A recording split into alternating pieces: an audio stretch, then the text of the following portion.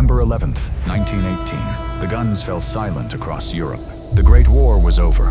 Millions of American soldiers celebrated in the trenches of France. They thought they were going home, but for nearly 13,000 other American boys, the war was just beginning. They weren't heading to Paris or Berlin. They were heading east into the frozen heart of Russia. These men weren't sent to fight Germans. They were sent to fight Russians, to topple the world's first communist government. They fought the Red Army in the subarctic winter, died in the snow, and were left behind.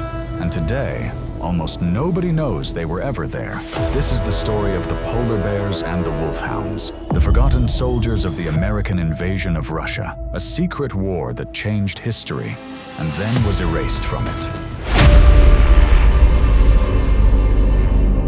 By 1918, Russia was in chaos. The Bolsheviks, led by Vladimir Lenin, had seized power. They made a promise to the Russian people: peace, land, and bread. But for America and its allies, Lenin's peace was a nightmare. The Eastern Front collapsed. Hundreds of thousands of German troops were now freed up to rush to the Western Front in France, threatening to crush the Allies before the Americans could even arrive. But there was another problem, a logistical nightmare worth billions of dollars. The United States had shipped mountains of war supplies to Russia: rifles, ammunition, trains to help the Tsar fight the Germans. But now, those supplies were sitting in the freezing ports of Murmansk, Arkhangelsk, and Vladivostok. The Allies were terrified that the Bolsheviks, or worse, the Germans, would seize them. So President Woodrow Wilson made a decision. Officially, he said he was sending troops to Russia for two reasons: to guard those stockpiles and to help a trapped army of Czechoslovak soldiers escape across Siberia. The Czechoslovak Legion was stranded on the Trans-Siberian Railway. They were ex-prisoners of war trying to fight their way to freedom so they could continue fighting for the Allies. But unofficially, Wilson had another agenda. Wilson's advisor, Colonel Edward House, famously wrote at the time that it would be better for the whole world if Russia was carved up into smaller states. The US wanted to support the Whites, the counter-revolutionaries fighting the Bolshevik Reds, and restore a government friendly to the Allies. And so, without a declaration of war, the United States invaded Russia. Two expeditions, two nightmares, one in the Arctic and one in the vast emptiness of Siberia. The first force was called the American Expeditionary Force, North Russia. 5,000 soldiers, mostly from Michigan, who called themselves the Polar Bears. They landed in Arkhangelsk, just 600 miles from the North Pole, in September 1918.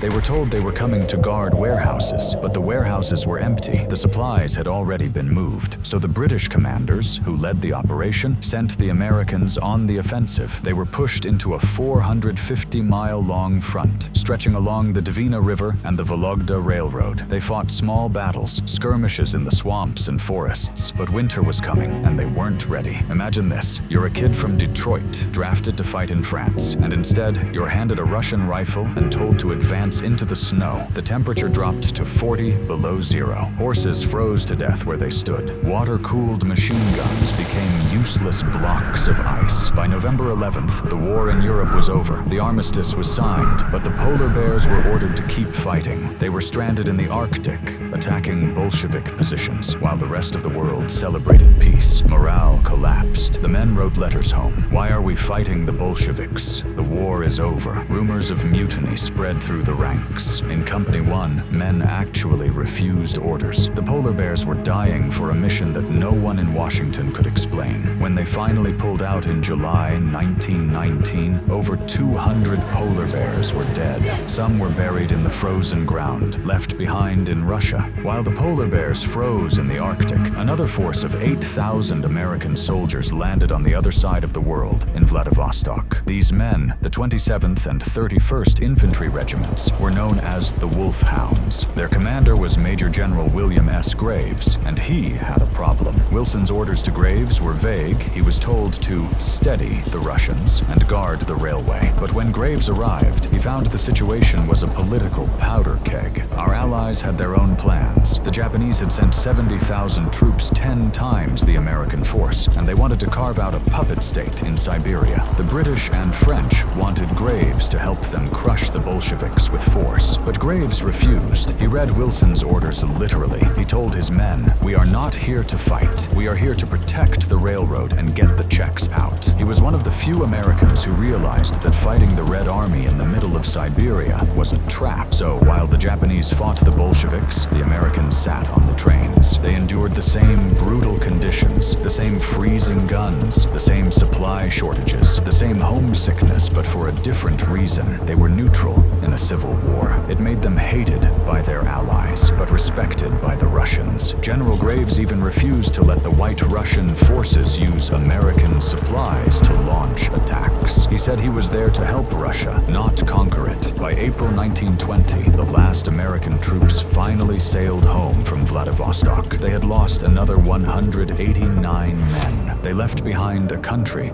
that would soon be unified by the very Bolsheviks they had tried to destroy. The American invasion of Russia was over, but what did it achieve? Nothing. The stockpiles were lost. The Czech Legion eventually escaped not because of the Americans, but despite them. The White Russians were crushed, and the Bolsheviks, the Reds, consolidated power, creating the Soviet Union. Back home, the government didn't want to talk about it. The American public, tired of war, didn't want to hear about it. The newspapers called it a crime. The soldiers came home to no parades, no medals, and a government that pretended it never happened. Years later, President Warren G. Harding would call the expedition a mistake. He blamed the previous administration for sending boys to die in a war that wasn't ours. Today, if you visit the Whitechapel Cemetery in Troy, Michigan, you can find a massive granite monument shaped like a polar bear guarding over the graves of 56 soldiers. On it, there is a single word, Shtikh Rishayat, the bayonet settles it. But it didn't settle anything. The polar bears and the Wolfhounds fought in a war they didn't start, in a land they didn't know, for a reason the world forgot. They were the first Americans to fight the Russians, and for nearly a century, they were the only ones who knew it. This was the time America invaded Russia, and nobody remembered until now. They came home on cargo ships in the dead of night. No bands playing, no flags waving. The government buried their story so deep that even their own children grew up never knowing what their fathers endured in the frozen wastelands. But the polar bears never forgot they built their own monument, paid for with their own money, and swore that one day someone would tell the truth about what they did in Russia. Today, that promise is finally kept.